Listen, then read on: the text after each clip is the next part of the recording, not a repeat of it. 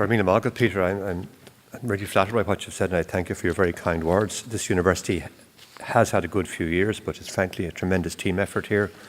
We're very fortunate. We have a great team of people in this institution who in the past, I would say 20 years or more, have done a fabulous job in making us a very competitive university, and anything that's been achieved here has been achieved by that team, and I want to recognise that. So thank you for those very kind words. So, a vera na Gaillimhe, a vera nua na Gaillimhe, Piers Flannery, Ara Creed, Ara Kine, Buil Oireachtas Éireann, Anna Dí Pibli, distinguished guests, Muintir na Hullscoil, agus Muintir na Gaillimhe, agus Muintir na Tíre Fad, Báil mar dús, fáid fé choróibh go léir, go dtí an ócáid súntasach seo, agus midéag seolú an códáil Tharbheith táhachtach seo. So good morning, ministers, ambassador, members of the Oireachtas, distinguished visitors and guests, and welcome to Galway on this very fine, reasonably fine at least, summer's morning. I'm very happy that NUI Galway has the opportunity to host this summit on our ocean wealth, which of course is central to the Seafest programme in Galway this weekend. I want to particularly welcome the keynote speakers, Michael Creed, Minister of Agriculture, Food and Marine, and Andrew McDowell, Vice President of the European Investment Bank. And if I might, for a moment, be permitted a little bit of parochialism, I want to especially welcome some Galway alumni who are leading speakers and contributors to today's conference. Tara McCarthy, the CEO of On Board BIA, who was recently awarded an alumnus award by this university in the area of business. Fiona Monaghan, who's the head of the incredibly successful Wild Atlantic Way programme of Fáilte Ireland. And of course, Peter Heffernan, the CEO of the successful and very successful indeed Marine Institute and a prime mover of Seafest. I want to welcome all of you and all of them, and great to have all of you back in the university. Today's summit addresses two very significant themes for Ireland. Themes which are important to us as a university also, which are important to our strategy and to our ambition. And those themes are essentially marine research and policy, and also innovation and entrepreneurship in the maritime sector. As a university located on the western edge of the Atlantic, we have been fully engaged from the very beginning with marine scholarship and teaching, going right back to the days of Queen's College Galway in the 1840s. There are two interesting examples of that heritage of engagement over the years in the university campus. There's a very fine zoology museum in the Orion Institute quite close to here, which displays very interesting and showcases very interesting 18th, 19th century marine biology collections, specimens and teaching aids, which is well worth the visit. It is only 100 yards from here on the ground floor of the Orion building. Also the Mitchell Museum in the Quadrangle building. That's a tremendous little gem, a kind of a Victorian gem, dedicated to earth and ocean science, and particularly to specimens of rock, both rock, marine rock and terrestrial rock. I'd certainly encourage you, those of you who have the time, to visit those. So as a university, whether in engineering or geology, economics, zoology, generations of students who have passed through this institution have had access to that phenomenal laboratory which is the Atlantic Ocean on our doorstep. In the 1990s, one of Ireland's premier entrepreneurs, arguably its greatest entrepreneur, the very late Tony Ryan, founder of Ryanair, he came on board with NUI Galway in the marine space. Some of you will know that he's probably the most significant gift in Irish philanthropy, prior to Atlantic philanthropies, was his gift to this university, which gave rise to the Ryan Institute for Marine Science, which is also situated quite close to here at NUI Galway. And his vision for marine science back in the late 80s, early 90s, I think is validated by that fine building and the work that's gone on in that building since he paid for it. In more recent years, we prioritised environmental, energy and marine as one of our 5 priority areas for research in this university. And that prioritisation has meant that we've made investments in staff, in research teams, in capital development to house these facilities. The MRI annex associated with the Ryan building, paid for by the PRTL programme, and facilities in Carna and at Macehead. And indeed our research endeavour has prospered across those areas with those investments. 5 years ago we redesignated the institute to call it the Ryan Institute, focusing, as I said, on marine, environment and energy. And the key thing about that research is that it's multidisciplinary. It draws together colleagues from right across the university, from science, from engineering, and as you'll hear in a moment, from the business school.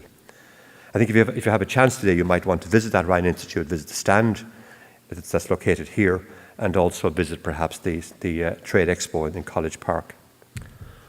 The Orion Institute now has 100 academic members and over 200 postgraduate and postdoctoral students. It's led by Charlie Spillane, with 2 deputy directors, Professor Mark Johnson and Professor Mike Hartnett. And it has developed a whole series of activities and I think tremendous capacity in the areas of marine environment and marine research. I want to also recognise the outgoing head of the Orion Institute, Professor Colin Browne, who's now retiring, who's done a tremendous job in this university in promoting and in advancing marine research here. The work that they're doing now concentrates on a whole series of areas: understanding and predicting climate, ecological, terrestrial and marine system changes, investigating and developing ideas around bioenergy and energy efficient technologies, work on aquaculture, fisheries, offshore renewables and biodiscovery, and also development of technologies to monitor, model and mitigate environmental pressures. Many of you will know of our colleagues' work in areas as diverse as marine biodiscovery, marine law, smart ocean, marine modelling, climate change and coastal flooding. One of the most interesting pieces of work in the university in the marine space, and again you'll hear more about this later on, is work carried out by a group called SEMRU. SEMRU is a group which are concerned with the socioeconomic marine research. And that group is, as I say, coming from the business school, I think is making a very important impact. It was established initially with some funding from the Beaufort Marine Economies Award. It's part of the Whitaker Institute in the university, part of that institute based in the business school.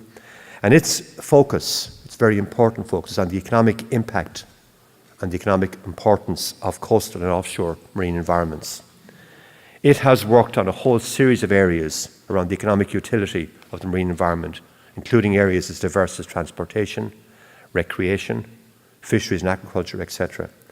And much of its work is done in partnership with colleagues from the Marine Institute, from Chagos, from BIM and other agencies. It recently has begun some work on data collection and analysis, and that work is quite important because that provides the basis, that provides the evidence base for policy. So it's collecting data since 2009 and producing biannual ocean economy reports. And in fact, the report to be launched by the Minister this morning is based on some of the data coming from that research. It's important because it provides, as I said, the base for policy making. It provides the basis for profiling the ocean economy and also provides a process of developing targets, developing measurable targets, so allowing us as a country to understand what we can achieve and knowing how well we perform against those targets. All of this is led by Dr. Stephen Hines, who's the director of SEMRU, and indeed his colleagues in the Whitaker Institute, led by Professor Alan Ahern. I want to acknowledge their work and acknowledge their contribution to marine research and the importance of having within the university not just the important research done by engineers and scientists, but also the underpinning work, which is so important in terms of the economic understanding of the impact of that research and the possibilities that are there for research in the marine area. As I say, it provides critically important evidence and information to support lots of activities, including, for example, the government's integrated marine plan for Ireland, harnessing our ocean wealth, the EU Marine Strategy Framework Directive, and also supports marine spatial planning. So I want to, as I say, to commend the work of SEMRU and the colleagues in the business school in the marine space. But of course, CFest and this summit is not just about research, it's also about innovation. We need research fundamentally should lead to innovation. It should lead to translational activity which creates wealth and creates jobs. And that's very important also to this university. I would say that entrepreneurship and innovation are core to our agenda as well, and is part of our mission for a long time back. You know, there's a whole series of companies have emerged from this university, some of whom are exhibiting over in College Park.